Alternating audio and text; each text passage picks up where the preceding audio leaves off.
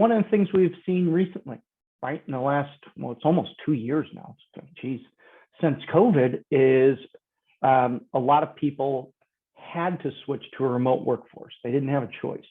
I know it's a little bit different in kind of manufacturing because you can't do certain things remote. You kind of have to be on site, but there are a concern. People started moving and shifting to this remote workforce and didn't even think about any security ramifications.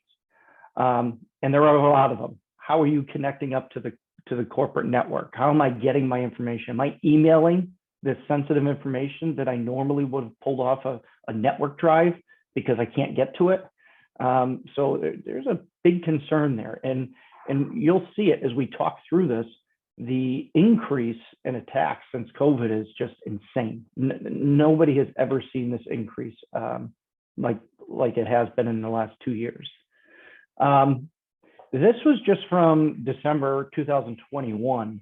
And I'll just point out, when you see SMB, it's an acronym, but just in case you didn't know, that's small to medium-sized business. Just so you're aware, I try not to use acronyms, but these are actual stats from companies. These aren't Whittlesey. These are out there in the industry. But almost 50% small and medium-sized businesses they have nothing for cybersecurity defense. They don't even think about it. They don't want to waste the money on it. Unfortunately, when we look at it, like I was talking yesterday, there's 49 investigations, 45 of them did not have cybersecurity insurance that we investigated last year. And it's kind of like, well, why? It's so inexpensive, especially for small to medium-sized businesses. It's usually like $1,000 a year. Well, maybe you have a $5,000 premium, but you have $1 million that covers that. You don't want to be paying hundreds of thousands out of your pocket, because we've watched businesses close shop because they just can't afford it. And that's a really sad thing. We'll talk about that in some of the case studies. And this is a very relevant one. 83% of small and medium-sized businesses are not financially prepared to recover from cyber attack. They're not. A lot of small businesses, they're kind of plugging along, doing their thing, and they have the reserves, but you don't plan on all of a sudden turning around. I've seen a 3-person firm have to shell out over $200,000. And if you're not planning on this, where are you pulling those resources from? So it really impacts small businesses. Like I said, this one is the one that keeps me up at night. Why people don't buy cybersecurity or cyber liability insurance is beyond me. It's just, there's just no reason for it anymore. It's out there. It fully protects you. It's very inexpensive for what you get for coverage. And everybody I see that gets it, it's after the fact, after an attack. And if you think that it's going to be easy to get cybersecurity insurance after an incident, no, it's going to be an act of God, because you are at an extremely high risk pool at that point. So you want to do it preventative, not reactive. Talked about ransomware. This was just in 2021. An organization falls victim to it every 14 seconds. I mean, that's insane of how frequent.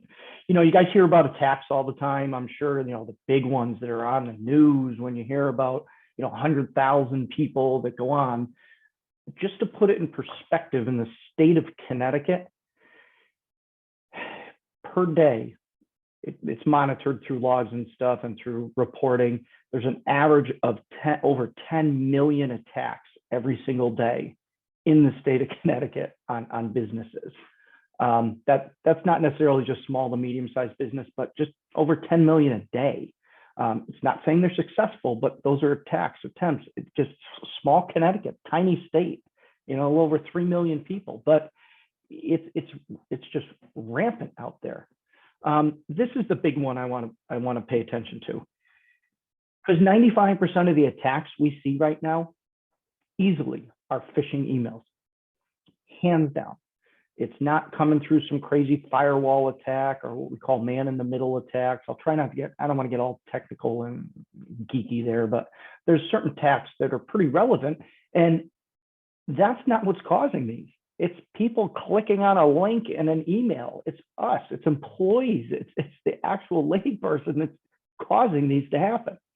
And this is probably the most staggering statistic I've ever read, honestly, that in 1 year, that it's risen 666%.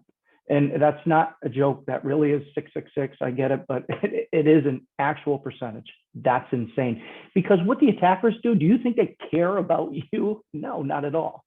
So what do? They automatically jump on current events.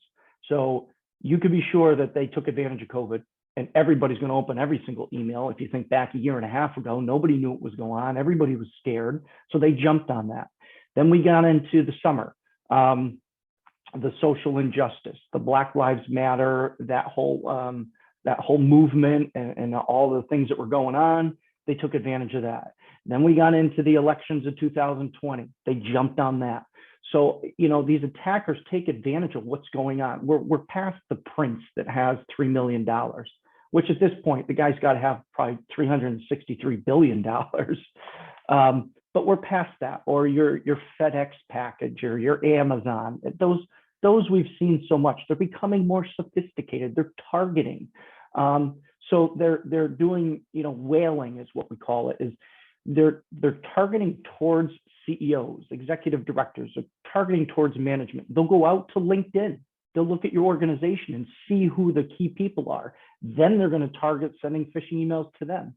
They look at who you interact with, and they'll look like a customer. So they become very sophisticated. So we talk about, in one of these slides going forward, is security awareness and how important it is. We have to educate ourselves on how to identify and detect these, because it will literally bring you to your knees, and it's a tough thing.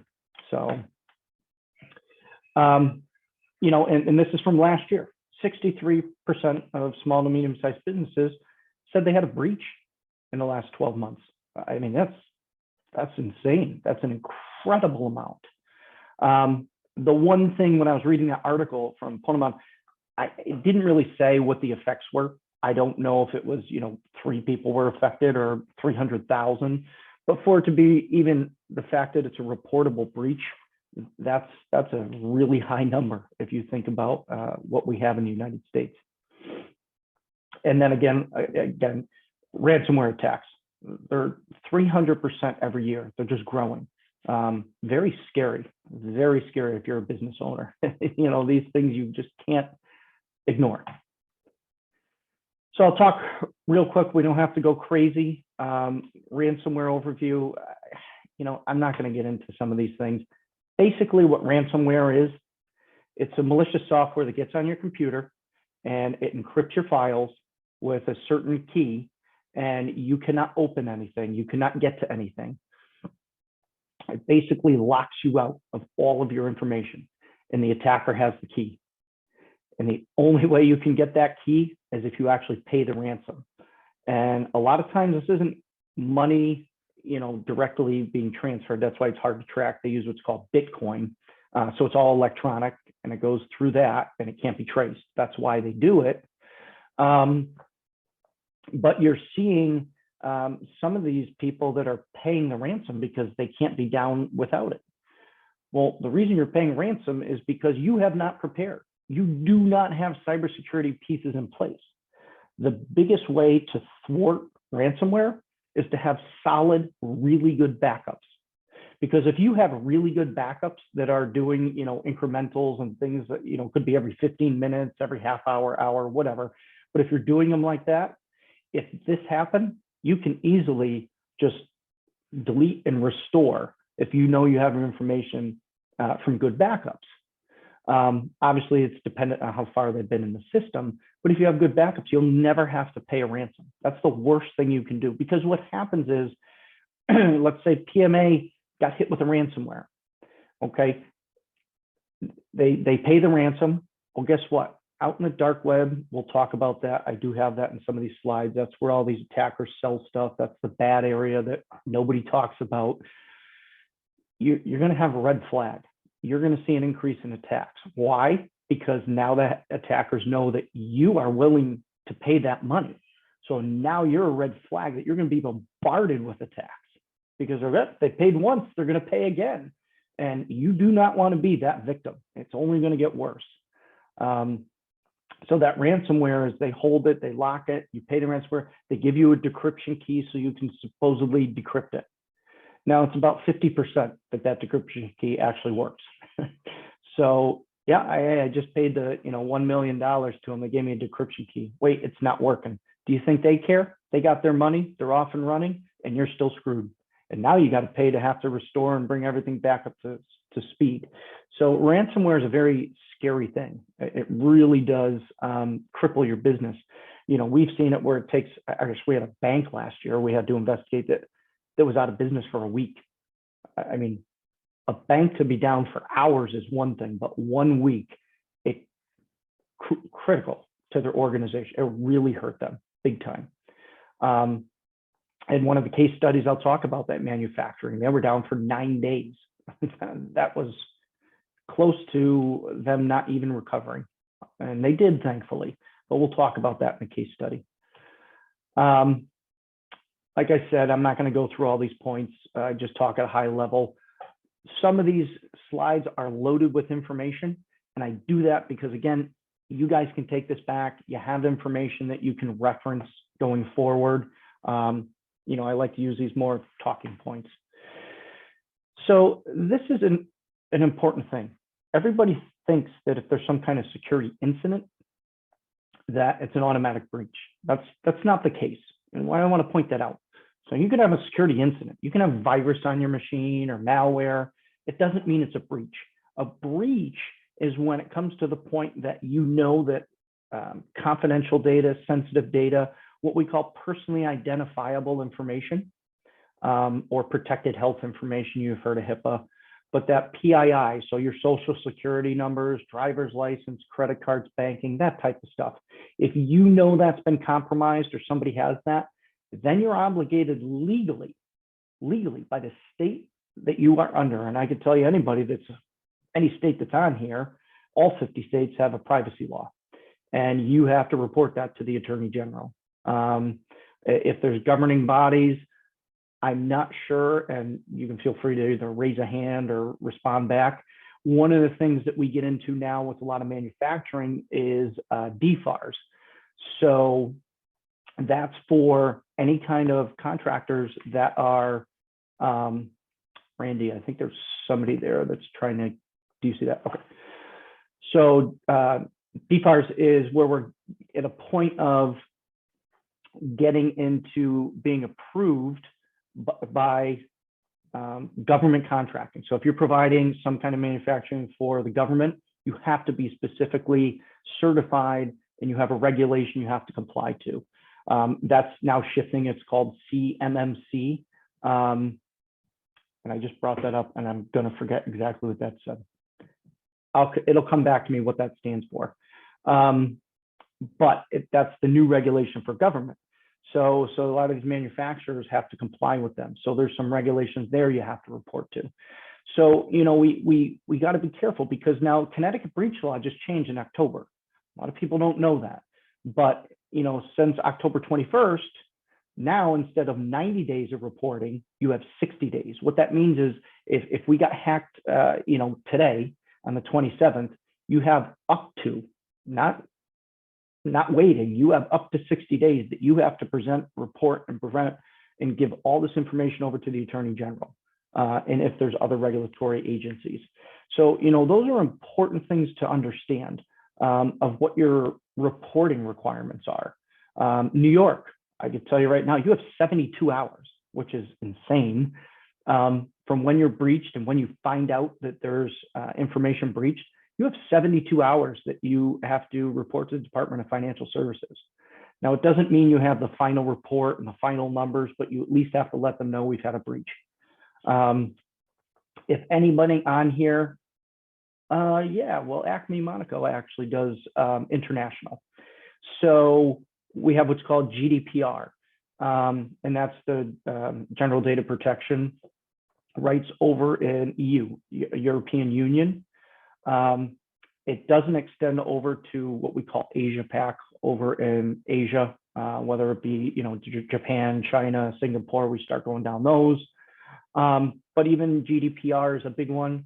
CPA, California Protection Act. So if you're shipping things to California and you have their information, you have to comply with their regulations.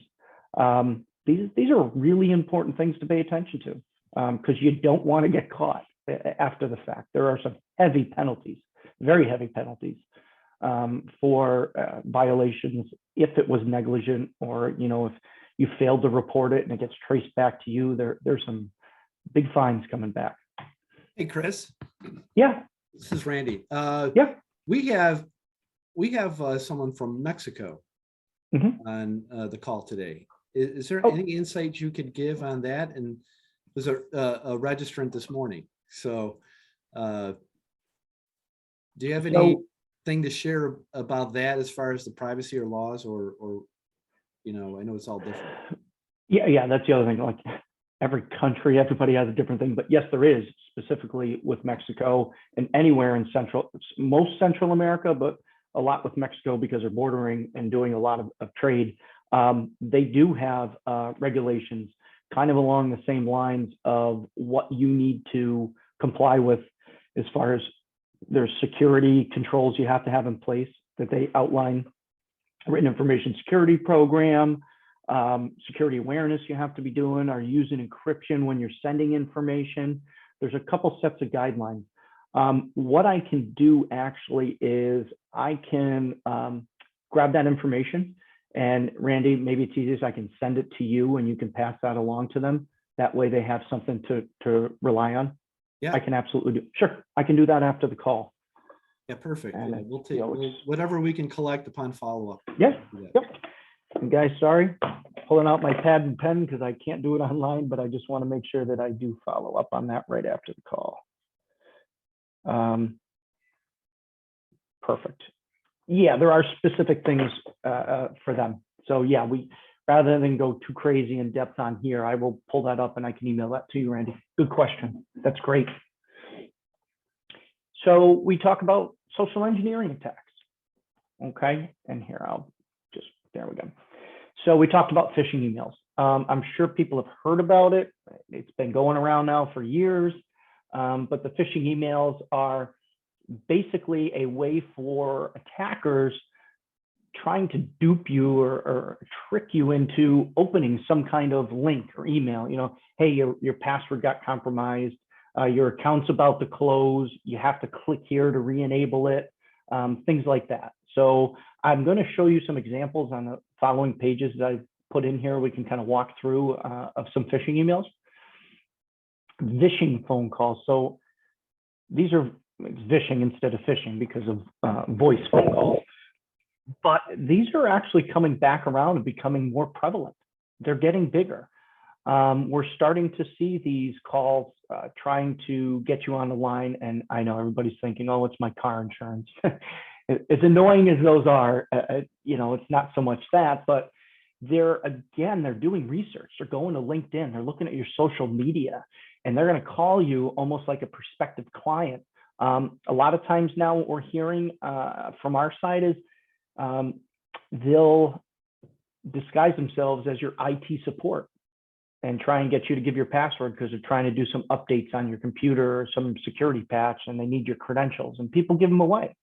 So it's becoming a little more common now. It stopped for a while, but vishing is starting to become a little more common of the phone calls of trying to get you to give up your credentials and information. Usually not so much credit cards or things like that. I mean, for businesses, I mean, you would really know if somebody who you're paying or wire transfers or things like that.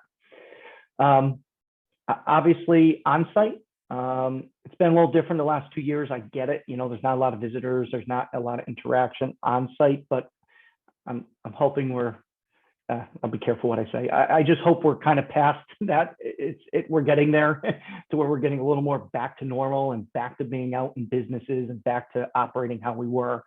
But, simple things like, the USB drives. I put in here CD-ROMs. And this is not to talk down or degrade or anything like that, but I find in the manufacturing industry, they tend to be a little bit behind on technology. And so we do still see a lot of computers with CD-ROMs and DVD drives in them because they're older. But USB drives, things like that, you should be locking out your USB drives on your computer. You just don't need them anymore. You think you may, but you really don't. You can operate without them. So what people would do, attackers would put information on your USB drive, you'd open it up, you'd plug it in, and be like, oh, what is this? Well, as soon as you plug it in, it installs malware. It installs ransomware on your computer and locks you out. Or it could be a file. It's like, well, 2021 financials. It's like, oh, what is this? Or, salaries, things like that. And you go to open it, and now it infects your computer. So we want to avoid those.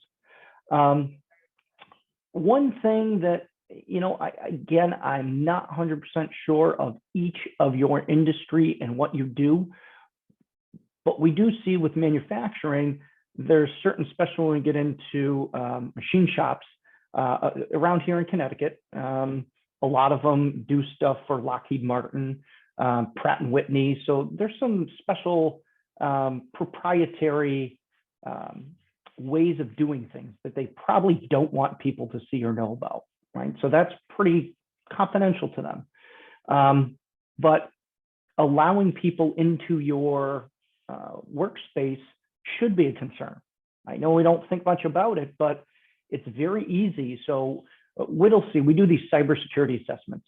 And it looks at everything, right? We do a network scan, we do a pen test, and then we look at your policies, procedures, wireless, all that. And then we also do a physical assessment. And you'd be amazed how many times I can walk through facilities and I'll just have my phone in my hand, but it's a video.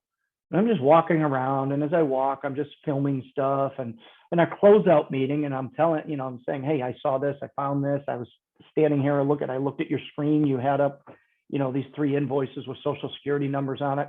All I was doing was walking by, and nobody asked who I was or what I was doing. And I'll show them the video, I'll show them the pictures and say, here you go. I'm giving it to you right now. Here's what I saw just from walking through your facility. I just picked up all this information.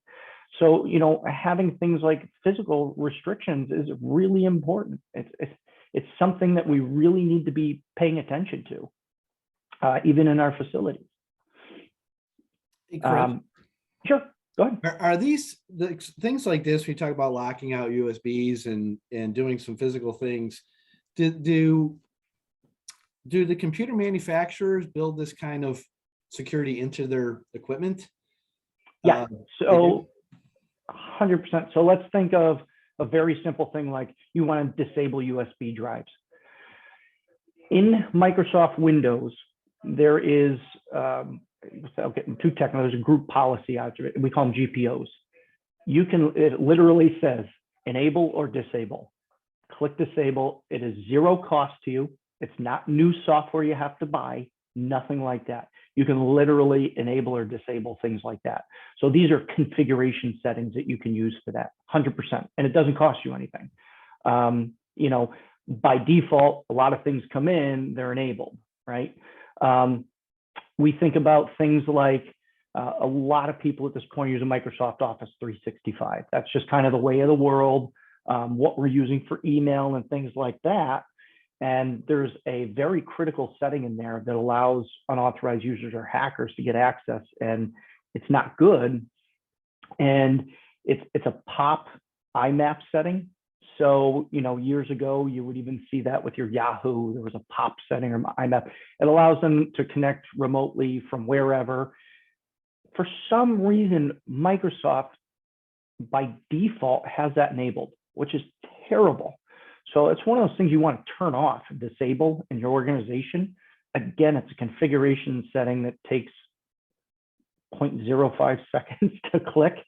You just need to know how to do it. And if somebody's concerned or wants to, by all means, I can send you that information. We actually have a step-by-step guide on how to do that. So if it's something you guys would be interested in, I will gladly share that with you, because at the end of the day, all I care about is keeping you guys secure. But there's configuration settings and things like that that just out of the box, people wouldn't think about or wouldn't know. Why would you? You wouldn't know that stuff.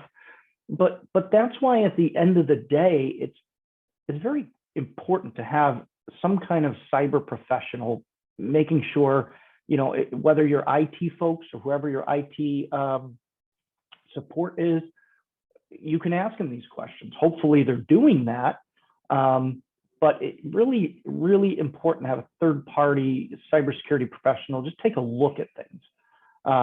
That's where those cybersecurity assessments come in. You should do them at least every other year. And again, I'm not saying Whittlesey has to do it. There's plenty of other organizations out there, but it's really critical to have that. You have no idea what you're at risk at unless you're made aware. And it's funny because we do a lot of these for small businesses. That's kind of our niche, right? Whittlesey's niche is small to medium-sized business. That's a lot of nonprofits, tons of nonprofits.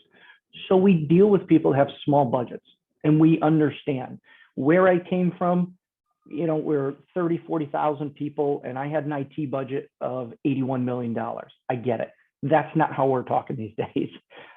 Sometimes some of the customers can't even figure out how to budget for getting one new computer. We get it. But there's security things that you can do to protect yourselves that really is little to no cost. And so we get that.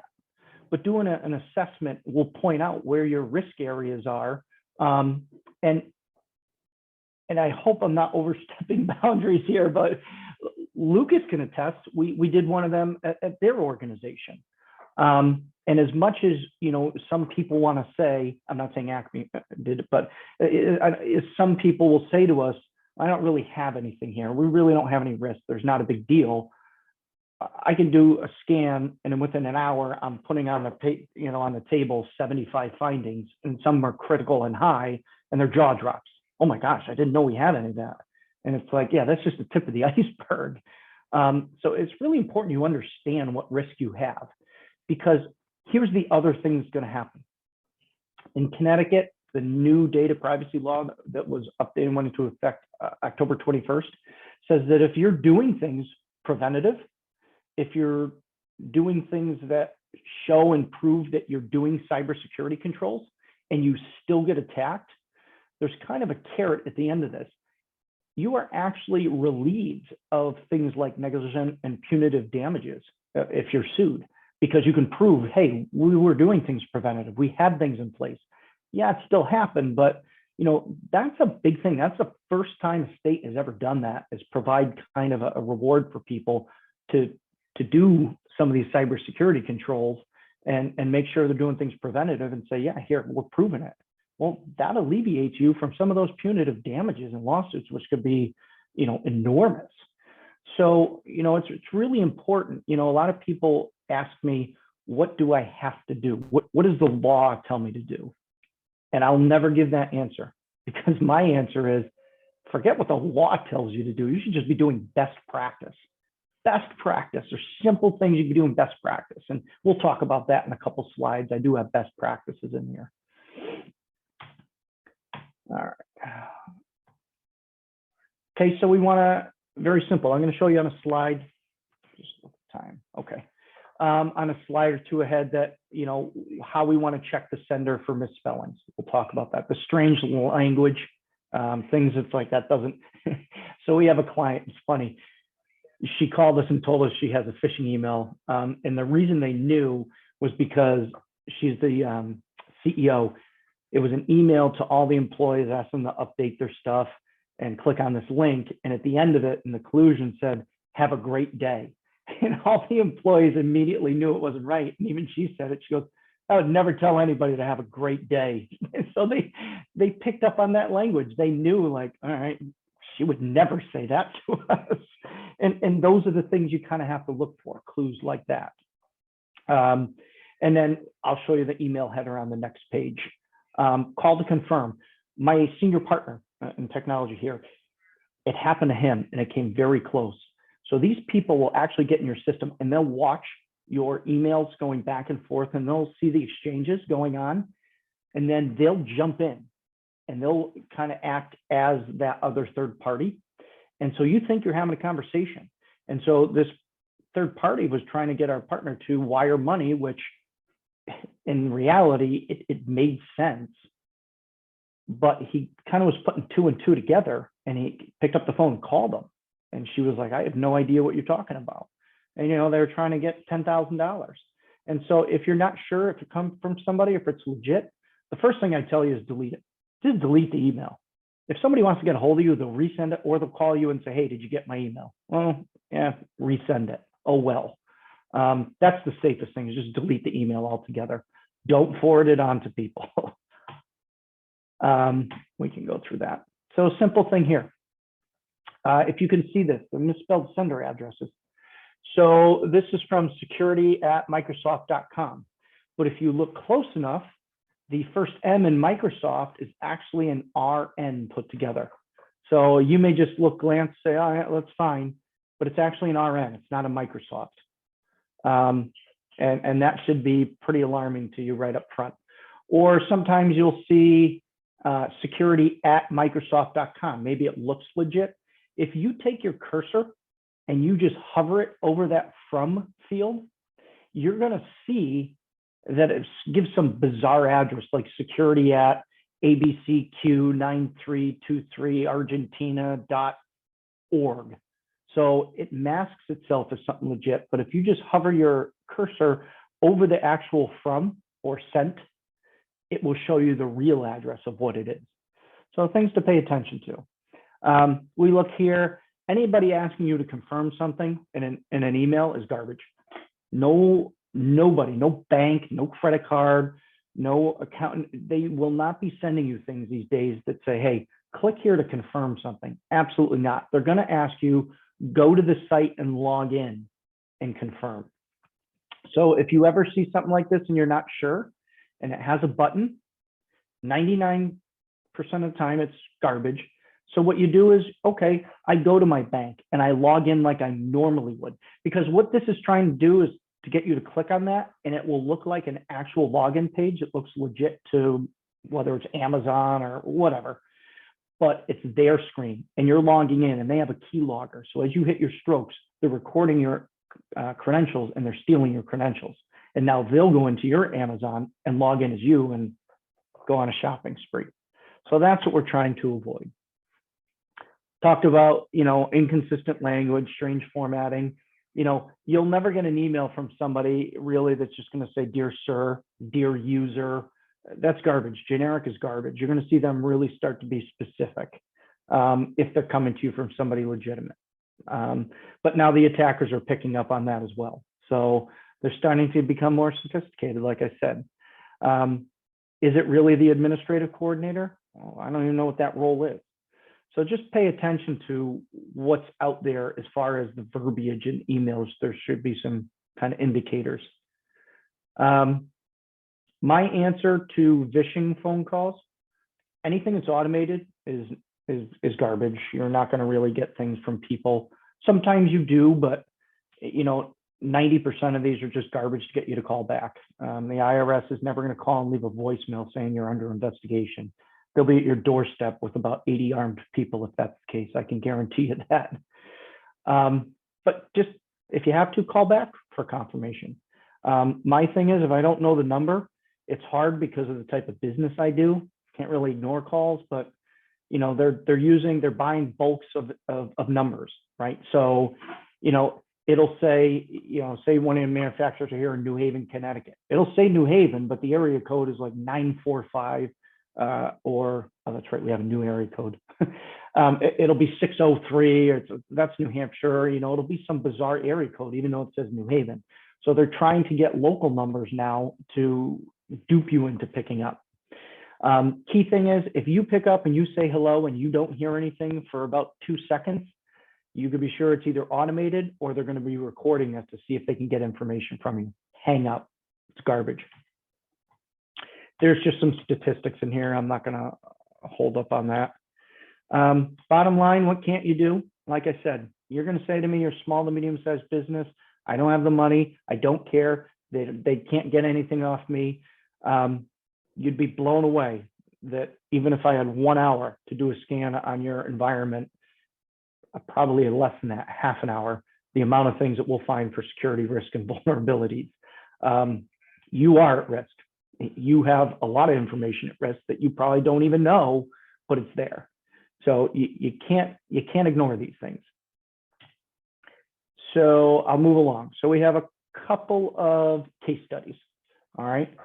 So these are kind of interesting, right? The first one actually came from an IT audit we did.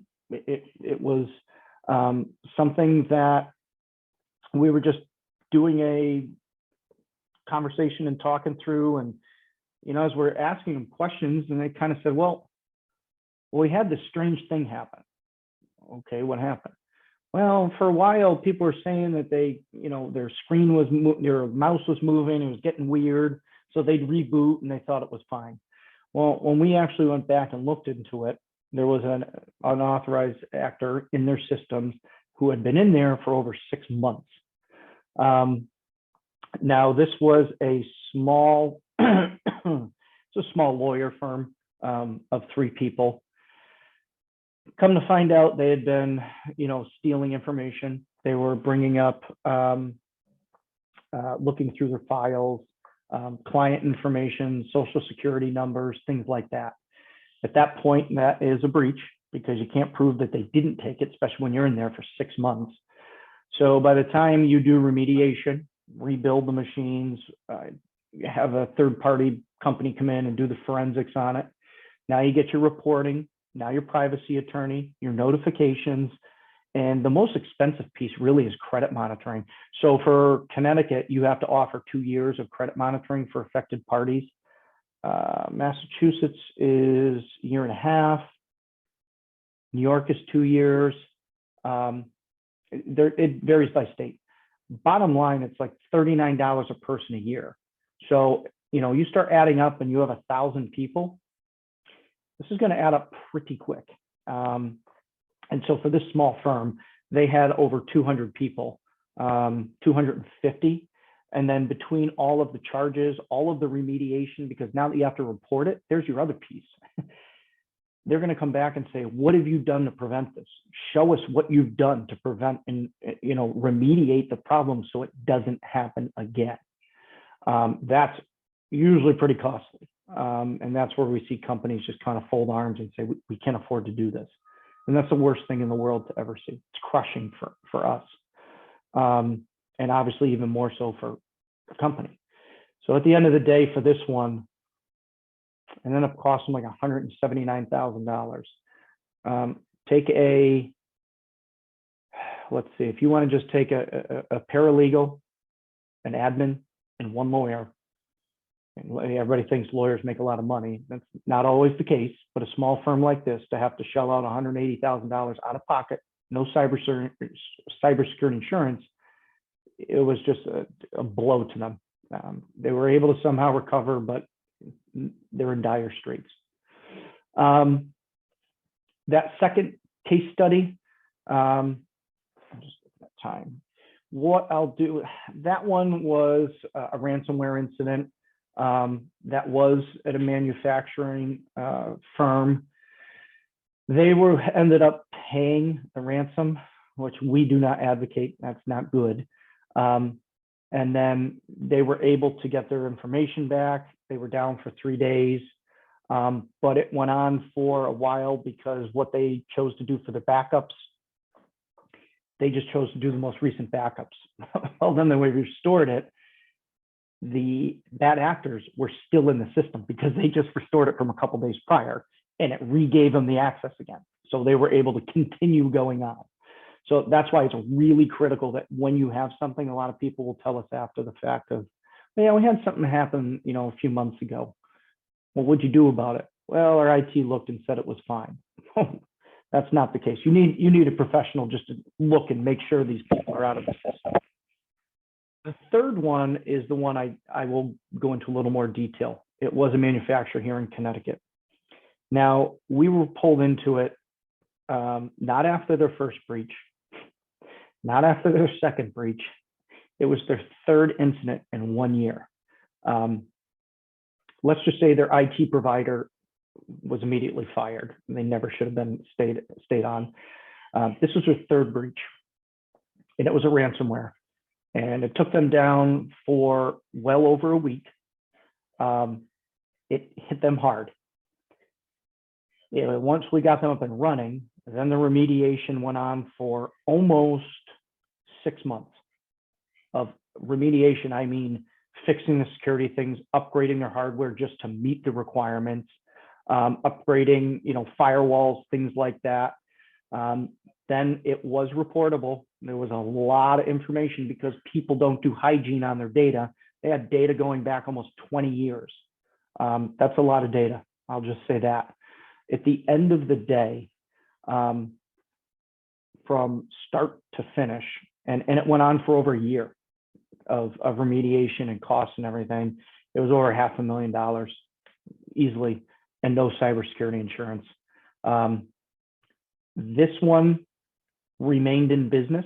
We've seen multiple go out of business. Like I said, they're still recovering. So that happened in 2019, and they're still struggling to get back. And of course, COVID obviously did not help, but here we are 2 years later, and they're still feeling the effects of it. Company's been around for almost 90 years. So there's a lot of history there. And so we just to show you, that company had what were their employees? 16 employees, one location. It cost them over $500,000 out of pocket. How they were able to do it, I don't know, but they were able to kind of stay afloat. But, I say this because I just can't stress. I get every answer. It's not going to happen to us. We're too small. Yes, it is. And it's not if it's going to happen, it's when. And a lot of times you probably already have been breached and you don't know it. That's the other scary thing. I'll show you something in a slide in a minute of what you guys can do to take a look to see where you might have been breached. I shared this with Randy and Lucas yesterday. Doesn't cost you anything, but it's alarming. But in lieu of time, I know we're getting real close here. I'm trying to certainly be, we can go through best practices here. Okay. So best practices, what can you do? Because I think really at the end of the day, that's what you care about. When I go into any client, my whole job and my premise, I guess, is what I tell people is one thing. At the end of the day, I want to keep your name out of the paper. That's really what it comes down to. How we go about that, who knows? But we want to make sure that you do not end up in the news, because a lot of people think, I just talked a lot about your financial ramifications. It's also your reputation. So if I think of somebody like Whittlesey, who has hundreds and hundreds of clients, and yes, on the audit side, we also do taxes. Imagine if we hit the news that we got breached and people's information got out there. How many clients do you think we would lose? It would crush us. It would crush us, because I'd look at that if I was a person and go, well, I'm not doing my taxes with them. I'm not keeping information. They just got breached. And so the reputational risk can be almost more damaging, which does ultimately result in financial implications than just the charges and money you have to pay out. So, you're protecting your name brand at the end of the day. If there's anything that I would tell anybody to do, one thing, one takeaway is security awareness. You have to equip your people. You are setting people up for failure if you do not educate your workforce. And yes, your everyday people are the ones that are going to take your company down. And I hate to say it, but it's a true real thing. The worst offenders in all these organizations are all of your owners and your CEOs. I'm sorry, but they're the worst people because they don't pay attention. They're so busy and they have a million emails and they just start clicking through things. And they're the ones most at risk. So 90% of these ransomwares and attacks are coming from the phishing emails. Security awareness training, do phishing campaigns. Send out campaigns to your people to phish them and get them to educate and understand. There's certain products out there that are fairly inexpensive. We partner with what's called KnowBe4. Some of you may use it. Some of you probably have heard of it. It's the leading industry out there. It's amazing how inexpensive it really is. It's only a couple dollars. It's like $3 a month per user. And at the end of the day, that's nothing to prevent this stuff. If you guys have questions about any of this stuff, again, I don't want this to be salesy. I'm saying more for education. Please reach out to Whittlesey. We do all this stuff. We're here to help. We have some, like I said, we've done some work with Acme Monaco. I know they're aware. But if you have questions on this, please reach out to me. We're here to help, or we can point you in the right direction. But we do offer all of this stuff. Backups, got to have solid backups. That is critical. Now, the key here is having what's called a full image backup. If you have your little NAS device next to your computer, yeah, it may be nice, but you need a full backup that's image-based. And what I mean by that, it's taking a snapshot of your actual server so that in the event you have to spin up something and you're kind of got hit with ransomware, you're not building a server from scratch that could take 4 or 5 hours, then transferring data. This image-based, it takes an image. So all you have to do is go back to the date, click the button. It's going to automatically rebuild the server as is, and needs to be an up-to-date. You just have to run some security patches. You could be up and running in 45 minutes. Huge to have solid backups. Obviously, antivirus, we get all that. Your firewalls, things like that are really important. Patching, that's where we see a lot of problems. We see that in cybersecurity assessments. We do our network scans, tons of machines out of patching. And it's not just Windows. You can put your automatic Windows updates on, great. It's third party, it's your Adobe, it's your Java. And you're thinking, what are those? Do I use those? Yeah, you do have those on your machines. Those are very hard hit by attackers because in order to update them, unless you have a third party software that's managing this, you would manually have to do it. And most people, 90% of people don't do it. So that's an important thing to pay attention to. We talk about security administration. Don't let everybody in your organization have administrator level access or local administrator on the machine. Don't just allow full blown access to anything, because now you also have zero capability of finding out when there's an event of what happened, because everybody has the same access and everybody can access the data. So what happens is a standard user, your admin, gets breached. The admin shouldn't have that level access to some certain files, I'm sure. Again, I'm just using an example. But if they have that full admin access, you can get a simple everyday user and do whatever you want in the organization, and then they traverse, and then these attackers can get all over the place and do a lot of damage. That's what we're trying to avoid. This one is important. And I think I'll end here. We're pretty close. I apologize. If we go a couple minutes over, I'm hoping it's okay with you guys. If you have to drop off, I totally respect that. We really are at the end here. So if you can hang on for a couple minutes. This one is extremely important. We talk about in Connecticut, Massachusetts, it's mandatory. New York, it's mandatory. New Jersey is a written information security program. So that information security program, they're called different things, has to incorporate a couple things, right? You have to have an acceptable use policy. What that is basic your employee handbook, which most people have anyway. The key thing that you're finding with states now is you have to have an incident response plan. Now, what that incident response plan is specifically written in case you get an actual network interruption or breach. That's what it's written for. What are you going to do in the event that you get breached? Here's our plan. The disaster recovery and business continuity, they kind of go hand in hand. That's a little different. Disaster recovery is just that.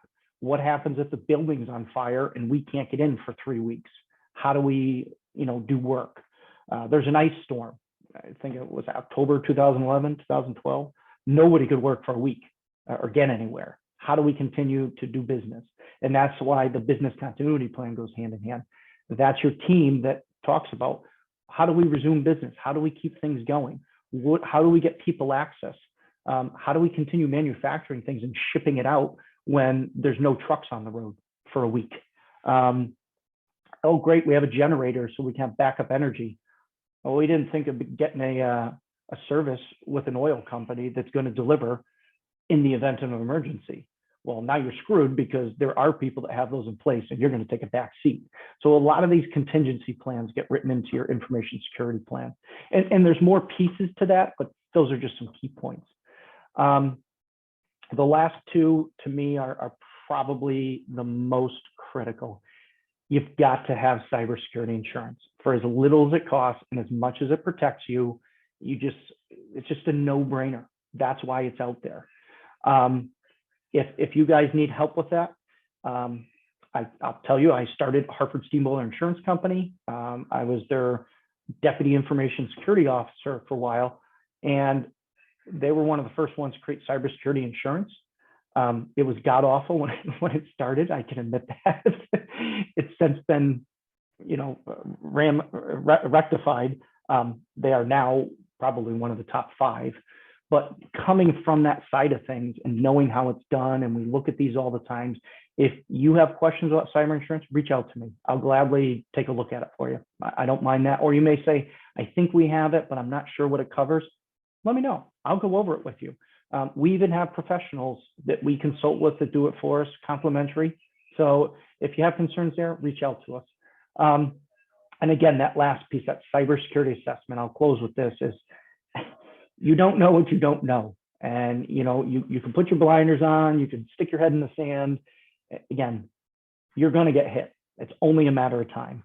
That cybersecurity assessment, yes, Whittlesey does them, but they don't have to be crazy expensive. For a lot of these small manufacturing, they can be done for a couple $1,000s, but you're going to get a solid report of all your vulnerabilities. And ours are a little different. We don't just spit out a report from a third-party product and put your name on it and say, here. We look into a bunch of different areas of that network scan. All of your vulnerabilities on your network, your computers, your environment as far as email, wireless. We look at your policies. We look at your compliance. Are you out of compliance with things? And then we take that report, we write it up, we give you an actual cyber risk rating. And cyber insurance companies love seeing this because it will reduce your premiums big time when they see that you've done this and they see what your rating is. So you come out, you give it, you may have a high number at first, but the key thing that we do is we actually put in there every single finding, and we also put in how to remediate every single finding. Doesn't mean we do. You give it to your IT support, your third party, whoever you do, maybe it's internal, but we lay it out for you on how to fix them. And usually 80% of the findings can all be fixed at a very low cost or no cost because it's configuration and patching and updating, but it's peace of mind. So cybersecurity assessments are becoming very, very prominent. It's just a best practice to do them. If you have questions about them, certainly reach out to us. That's why we're here. Oh yeah, and if you do get into ransomware, don't try and alleviate it on your own. It is not a good idea. Make sure you reach out to somebody, or IT support, somebody that can make sure they're helping you in the right way. I won't go through all the password standards. It's listed here. They're trying to make it so that it doesn't change every 60 days, 90 days. Basically, it's a longer password, but it's a passphrase. Dogs and cats play, laid a raccoon. Here's the extras. I'll leave you with this because I said this yesterday to Lucas and to Randy. How much do you guys think you're worth on the dark web? You talk about this. So I will tell you that I'm sorry, this isn't the most updated slide, but it's close enough that you're going to kind of get an idea of what it is. Oh, that's the web. Okay. A little quicker. So this was from, I will admit, I grabbed the wrong slide. It's embarrassing. I thought I had an updated slide. Guys, I will provide you with an updated slide. But this is 2 years ago, right? Or 2.5 years ago. Your social security number, right now I can tell you, is worth about $1 on the dark web to a hacker. Your driver's license is worth maybe $2.25. Credit card information has gone down immensely. Your credit card and banking information is about 25 cents to 50 cents per incident. Cents, nothing. The big one, as I was pointing out to Randy and Lucas, is that healthcare, your medical records. So the reason is those other things, credit card, driver's license, social security number, you can easily duplicate that and you can mask that as somebody else. It's pretty easy to do that, right? Recreating medical health records and your medical Medicare, things like that is extremely hard. It's worth a lot of money. Right now, it's about $1,000 per person. So let's say at the end of the day, I could tell you we just worked on a breach. I think it went public, so I'll be careful. It was a healthcare industry here in Connecticut. It was a couple thousand people. So do the math. Let's say 5,000 people at 1,000 apiece. It's going to add up pretty quick of how much you're worth out on the dark web. So this is just a little slide just to let you know. And I did say that if you guys want to write something down, actually, I will bring it up. This is something that you guys may want to do. I'll close with this. And it is called, there we go. There is a site out there. Here, I'll share out my screen so you can see it. It's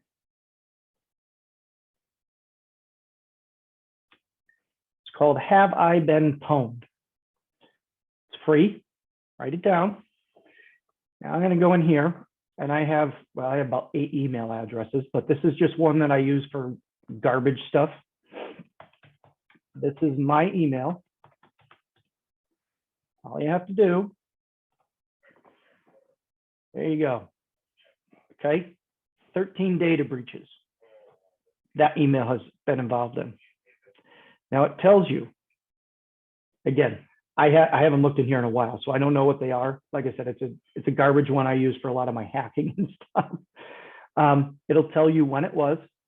It will tell you email address, passwords, what it was, what they think. So password reuse, credential stuffing, and then it tells you what your compromised data was.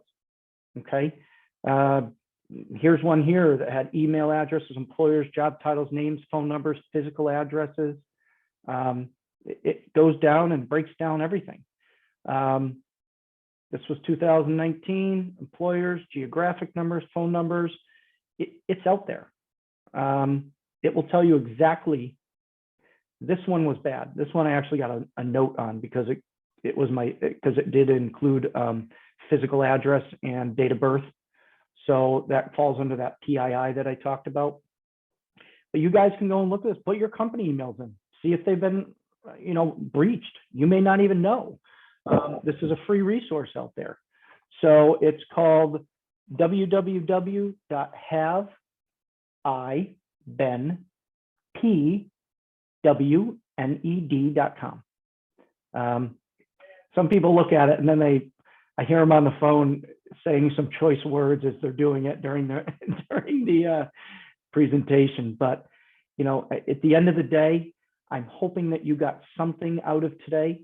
It's not a scare tactic. It's just, these are the things that are going on. When you hear about breaches, I'm going to tell you right now, you guys hear about maybe 10% of them. That's really what it comes down to. Those are the big ones. Thousands happen every single day. We investigate just I couldn't tell you how many. They go on every single day that just don't make the news because they're not big enough. It's scary. It's out there. It's a reality. Like I said, it's not if, it's when you're going to get breached. And so, reach out to your IT providers. Ask them some of these hard questions. Do I have cybersecurity insurance? If not, why? How are my data backups? Are you doing these things? What are you doing for patching? Are you doing my patching automatically, or how is it working? If you guys are interested, like I said, in the cybersecurity insurance, if you're interested in anything, please reach out to me. It doesn't cost anything to send me an email or a phone call. I want to keep your name out of the paper. And I mean that sincerely. I really do. That's my passion, is cybersecurity and firefighting, but that's a different conversation. But these cybersecurity assessments, again, I'm not saying Whittlesey has to do it, really should consider it. It's amazing and eye-dropping, eye-opening to look at when you actually do it and say, oh my gosh, I had no idea we were this bad. And the other thing that it does, we do not do this to make people look bad. 99% of the time when we do them, we work with the IT people alongside them, and they appreciate it.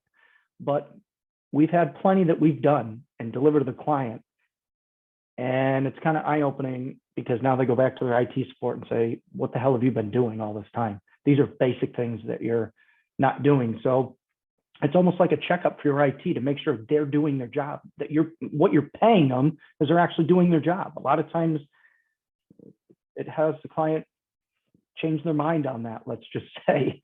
But that's kind of what I have. I took up an extra 13 minutes. I apologize. I appreciate you guys staying on. With that being said, are there any questions? Anything you want to ask? Anything you want to bring up? Anything you want to discuss that you think would be of importance here? Yeah, just feel free to unmute and shoot it out. Yeah, and I mean, and like I mentioned at the kind of the start, we've had the Whittlesey audit twice, and I'd say it was eye-opening in the report. Yeah, get the score. I want to improve that score next time, Chris. That was a new. I think that was something new that was added maybe from the previous time. Yeah. Yep. Which, like I said, being a shop, we get some of the computers end up on the floor. Maybe they're not getting updated. Software is not getting updated. The email, in our case, we had some soft phishing, and I think there was a statistic that was out there that says 30% of our emails get open, but 30% in our case, I would say 30% of the phishing attempt by the cyber audit got open. That's that's a very comparable number. I won't pull up the percentages for you. I'll spare that. So, but he has a good point. Part of our CSA is we do a phishing campaign. So we create some phishing emails and we push them out to your people as a way to say, hey, here, look, we did it. We're showing you. You're not doing security awareness. And the industry average for manufacturing, I said I was going to put that in there. I apologize, Randy. The industry average for all of you that don't do security awareness for what we call the click rate or opening of an attachment in an email and a phishing is 43%. That's off the charts. Now, don't feel bad, because if we go into education, if we go into health, we go into insurance, they're somewhat equally as high. So it's not like, oh, manufacturing's off the charts. They're all kind of in the same ballpark. That's almost half of your folks are going to click or open an email. And let me just tell you, all it takes is one. That's it. Just takes one click. So 43% should keep you up at night, to be honest with you. But the thing is, like Lucas said, we did the scan one time. It's probably a higher rating. If we come back and do another one, which you really should, because you want to look and say, hey, we've remediated this. This is where we're at. Number one, the CSA is usually cheaper, and it's usually a little bit easier because a lot of your findings are remediated. And that's great to show your board. It's great to show folks that, hey, look, we did this last year, and we did another scan. Instead of an 8, we're down to a 4 now. We're at a low. We've remediated all these things. That's huge. And your cybersecurity insurance provider will fall out of their seat because they're going to be thrilled you're such a low risk now. They're just going to lower that premium for you. So there's a lot of advantages to doing it for sure. Chris, I had a question. This is Len. Sorry for showing up late. I got tied up. No worries. This may be the wrong zip code of discussion, so tell me if I am.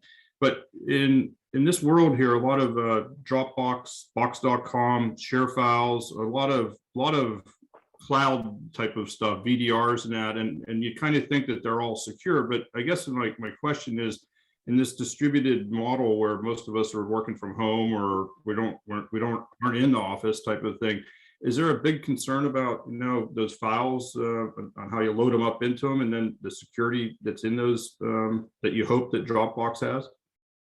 So that's a really good answer, actually. A really good question, because it was a concern, and that went up really high once people started going to remote workforce.